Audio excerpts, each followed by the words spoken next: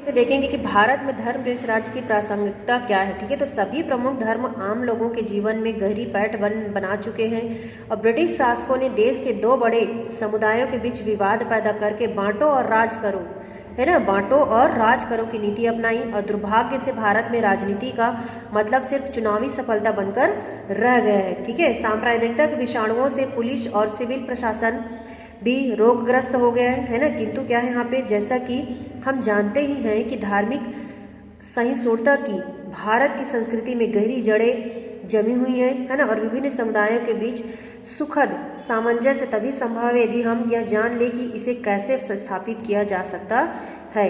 सांप्रदायिकता से हर स्तर पर संघर्ष किया जाना आवश्यक है ना। शिक्षण संस्थाएं और जनसंचार के माध्यम सांप्रदायिकता का सामना करने और धर्मनिरपेक्षता को बढ़ावा देने में महत्वपूर्ण भूमिका निभा सकते हैं, है ना। और सांप्रदायिक दृष्टि से संवेदनशील क्षेत्रों पर पूरा ध्यान रखने की जरूरत है। सांप्रदायिकता के विरुद्ध संघर्ष सैद्धांतिक और प्रशासनिक दोनों स्तरों पर किया जाना चाहिए। नई पीढ़ी को नए विचारों के साथ सामने आना होगा और उदारवादियों को धर्मनिरपेक्षता के संबंध में अपनी दोहरी नीति अब त्यागनी होगी, है ना। उन्हें अल्पसंख्यक समुदायों की सांप्रदायिकता के विरुद्ध भी उतनी ही तेजी से आवाज उठानी होगी जितनी उग्रता से वे बहुसंख्यक समुदाय की सांप्रदायिकता की आलोचना करते हैं। ठीक है, देखो संप्रदायवाद। तो संप्रदायवाद या सांप्रदायिकता क्या है, तो भारत में विभिन्न धर्मों को मानने वाले लोग निवास करते हैं, इसलिए संविधान द्वारा इसे धर्मनिरपेक्ष राज्य के रूप में मान्यता प्रदान की गई है। यदि भी कोई भी धर्म अन्य धर्मों के प्रति घृणा करने की शिक्षा नहीं देता, परंतु धर्मांध लोगों द्वारा अपने धर्म के अतिरंजित प्रचार के कारण ही सांप्रदायिकता उत्पन्न हो जाती है। और ऐसे ही लोग अन्य धर्मों एवं संप्रदायों के प्रति क्या करते हैं, घृणा की भावना को क्या कर लेते हैं, वो जन्म देते हैं और अपने धर्म एवं संप्रदाय को ही सर्वश्रेष्ठ मानते हैं। इस प्रकार अपने धर्म एवं संप्रदाय को श्रेष्ठ समझना तथा अन्य धर्मों एवं संप्रदायों को घृणा की दृष्टि से देखना ही संप्रदायवाद या सांप्रदायिकता है। विसेंट स्मिथ के शब्दों में एक सांप्रदायिक व्यक्ति या व्यक्ति समूह वह है जो प्रत्येक धार्मिक या भाषाई समूह को एक ऐसी पृथक सामाजिक और राजनीतिक इकाई मानता है जिसके हित अन्य समूहों से क्या है, पृथक होते हैं और उनके विरोधी भी हो सकते हैं। ऐसे ही व्यक्तियों या व्यक्ति समूह की विचारधारा को सांप्रदायवाद कहा जाएगा। अतः अपने संप्रदायवाद के प्रति विशेष निष्ठा रखना और उसके कल्याण के लिए ही सोचना तथा अन्य समुदायों के प्रति घृणा की भावना के आधार पर उन्हें हानि पहुंचाकर भी अपने क्या है, संप्रदाय के कल्याण की भावना ही कर रखना ही क्या कहलाता है, वो संप्रदायवाद कहलाता है। ठीक है, भारत में सांप्रदायिकता के उदय और विकास के कारण क्या है, तो औपनिवेशिक विरासत है, संकुचित हिंदू राष्ट्रवाद है, मुसलमानों की अपनी प्रवृत्ति है, सरकार की उदासीनता है, सांप्रदायिक शिक्षण संस्थाएं हैं, राष्ट्रीय आंदोलन की नकारात्मक विरासत है, सांप्रदायिक राजनीतिक दल आदि भारत में सांप्रदायिकता के उदय के व विकास के कारण है। ठीक है, और देखो संप्रदायवाद के दूर करने के उपाय क्या है, तो यदि भी संप्रदायवाद को एकदम तो समाप्त नहीं किया जा सकता, तथापि इस दिशा में निम्नलिखित उपाय किए जाने चाहिए। पहला, सभी धर्मावलंबियों को इस बात के लिए प्रेरित किया जाना चाहिए कि वे अपने धर्म का पालन करने के साथ साथ अन्य धर्मों एवं संप्रदायों का भी क्या करें, वो सम्मान करें।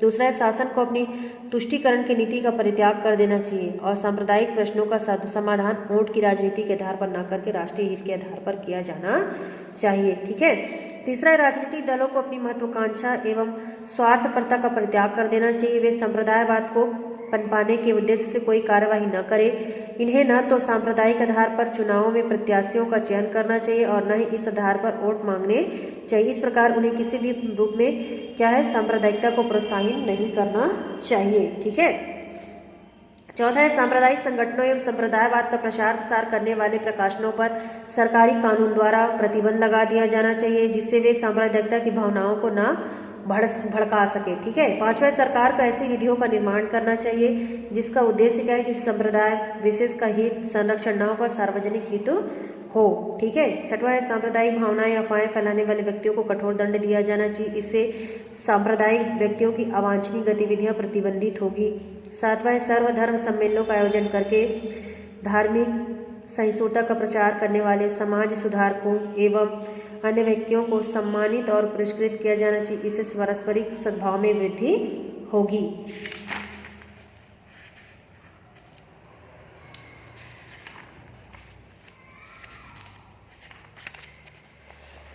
ठीक है। 8वां इसमें क्या दिया कि रेडियो एवं दूरदर्शन के माध्यम से राष्ट्रीय एकता को बढ़ावा देने वाले राष्ट्रीय कार्यक्रम प्रस्तुत किए जाने चाहिए और सांप्रदायिकता के विरुद्ध प्रचार किया जाना चाहिए। 9 इसमें शिक्षा, राजनीतिक संस्थाओं, नौकरियों, अन्य व्यवसायों में सांप्रदायिक आधार पर कोई भेदभाव नहीं किया जाना चाहिए। 10 शिक्षा के प्रसार द्वारा अशिक्षित जनता को सांप्रदायिकता के दुष्परिणामों से अवगत कराया जाना चाहिए और शिक्षण संस्थाओं में समन्वयकारी शिक्षा की व्यवस्था की जानी चाहिए, जिससे क्या है राष्ट्रीय भावना क्या हो सके, यहाँ पे जागृत हो सके। ठीक है। अब हम देखें संप्रदायवाद का लोकतंत्र पर प्रभाव। तो भारत में यद्यपि अंग्रेजों के शासन काल में ही सांप्रदायिकता का बीजारोपण किया जा चुका था, जिसके परिणाम स्वरूप देश का विभाजन हुआ, परंतु भारत में लोकतंत्र की स्थापना हो जाने के पश्चात भी धार्मिक कट्टरता रूपी सांप्रदायिकता का पूर्णतः अंत नहीं किया जा सका और भारतीय राजनीति में सांप्रदायिकता अपनी चरम सीमा पर पहुंच रही है ना। और स्वतंत्रता प्राप्ति से लेकर अब तक संवैधानिक व्यवस्थाओं के विपरीत जाकर भारतीय राजनीतिक दल इस सांप्रदायिकता रूपी वृक्ष को पुष्पित और पल्लवित करने के लिए भरसक प्रयास कर रहे हैं। सांप्रदायिक आधार पर राजनीतिक दलों का केवल गठन ही नहीं हो रहा है, बल्कि संप्रदायों को ध्यान में रखकर चुनाव में प्रत्याशियों को चयन करके संप्रदायों के नाम पर ही मत यानी वोट प्राप्त किए जा रहे हैं। मुस्लिम बहुल क्षेत्रों में मुस्लिम प्रत्याशी और हिंदू बहुल क्षेत्रों में हिंदू प्रत्याशी खड़ा करना ही क्या है राजनीतिक दलों की सफलता की कुंजी बन गया है ना। और एक संप्रदाय के लोग दूसरे संप्रदाय के प्रत्याशियों को अपना शत्रु मानते हैं और प्रत्याशी की योग्यता के आधार पर मतदान न करके अपने संप्रदाय के आधार पर मतदान करते हैं। ठीक है। और सांप्रदायिकता की भावना पर आधारित समुदाय के लिए प्रत्याशी का अपने संप्रदाय का होना मात्र ही प्रत्याशी की योग्यता बन गई है ना। इस प्रकार समाज में प्रत्याशियों के निर्वाचन संप्रदाय बन गया और राष्ट्रीय दृष्टिकोण का धीरे धीरे लोप होता जा रहा है। अतः संप्रदायवाद लोकतंत्र की भावना के विरुद्ध ही नहीं बल्कि लोकतंत्र के लिए एक बड़ी चुनौती और खतरा सिद्ध हो रहा है। संप्रदायवाद के निम्नलिखित कुछ ऐसे दुष्परिणाम भी सामने आए हैं जो प्रत्यक्ष या अप्रत्यक्ष रूप से लोकतंत्र को प्रतिकूल के रूप में प्रभावित कर रहे हैं। ठीक है। तो इसमें क्या है, पहला राष्ट्रीय एकता एवं अखंडता के लिए घातक। तो संप्रदायवाद राष्ट्रीय एकता एवं अखंडता के लिए सर्वाधिक घातक सिद्ध हुआ है। कुछ संप्रदाय अपने सांप्रदायिक हितों की तुलना में राष्ट्रीय हितों की पूर्णतः उपेक्षा कर देते हैं। उदाहरण के लिए पंजाब की सिख है, सांप्रदायिकता ने इतना भयंकर रूप धारण कर लिया कि वहाँ भारत से पृथक खालिस्तान की मांग की जा रही है। उत्तर प्रदेश में राम जन्मभूमि और बाबरी मस्जिद विवाद को लेकर सैयद शहाबुद्दीन द्वारा मुस्लिम संप्रदाय से सन 1987 गणतंत्र दिवस के बहिष्कार की अपील की गई है। इसके प्रतिक्रिया स्वरूप हिंदू सांप्रदायिक संगठनों द्वारा राम रथ एवं राम ज्योति का निकाला जाना सांप्रदायिक सर्वाधिक यहाँ के ज्वलंत उदाहरण है ना। इस प्रकार क्या है, देश में सिख है, मुस्लिम एवं हिंदू आदि सांप्रदायिक शक्तियाँ देश की एकता एवं अखंडता के लिए क्या करती है, वो घातक सिद्ध हो रही है। ठीक है। दूसरा इसमें था कि राष्ट्रीय सुरक्षा को खतरा है। तो सांप्रदायिक व्यक्ति अपने स्वार्थों तक ही सीमित रह जाते हैं, वे राष्ट्रीय हित की बात को। तीसरा इसमें देखिए विकास में बाधा का ये, तो सांप्रदायिक दुर्भावना के कारण क्या समाज में पारस्परिक सहयोग की भावना समाप्त हो जाती है। देश के विभिन्न स्थानों पर सांप्रदायिक दंगे होने से वहाँ का जनजीवन अस्त व्यस्त हो जाता है ना। यहाँ कुछ दिख नहीं रहा है। और ये क्या है, समस्त विकास कार्य ठप हो जाते हैं। सांप्रदायिकता की भावना कभी कभी तो इतना भयंकर एवं विकराल रूप धारण कर लेती है कि भीषण नरसंहार का कारण बन जाती है ना। मई 1987 में उत्तर प्रदेश में मेरठ नगर में हुए सांप्रदायिक दंगे इसका ज्वलंत उदाहरण है। चौथा है सामाजिक एकता में बाधा। तो संप्रदायवाद समाज की एकता में ही भी क्या है, बाधक सिद्ध हुआ है और विभिन्न संप्रदायों के लोग परस्पर अविश्वास, द्वेष एवं घृणा करते हैं, जिससे उनमें अलगाव की भावना उत्पन्न होती है और सामाजिक एकता छिन्न भिन्न हो जाती है। कुछ विशेष अवसरों या त्योहारों पर तो किसी संप्रदाय विशेष की बस्ती के मार्ग से अन्य संप्रदायों के लोग गुजरना भी सुरक्षित नहीं समझते। ठीक है।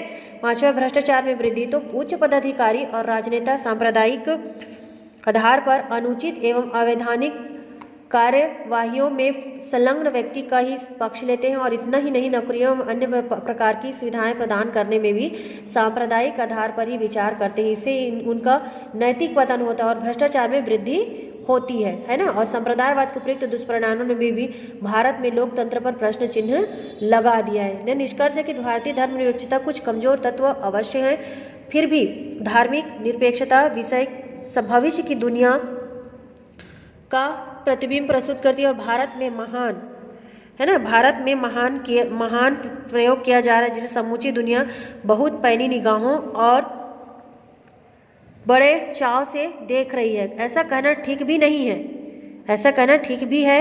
अतीत में उपनिवेश रहे देशों से लोग जब अब पश्चिम के मुल्कों में अप्रवास कर रहे हैं, वैश्वीकरण में तेजी आने के साथ पूरे विश्व में लोगों की गतिशीलता अभूतपूर्व ढंग से बढ़ रही है और यूरोप और अमेरिका तथा मध्य पूर्व के कुछ हिस्से धर्म और संस्कृति की विविधता के लिहाज से क्या करें, भारत जैसा दिखने लगे हैं। समाज भारतीय प्रयोग के भविष्य का गहरी रुचि के साथ अवलोकन कर रहे हैं। ठीक है, ये भी आपका अध्याय जो है वो आज कंप्लीट हो गया है। ठीक है।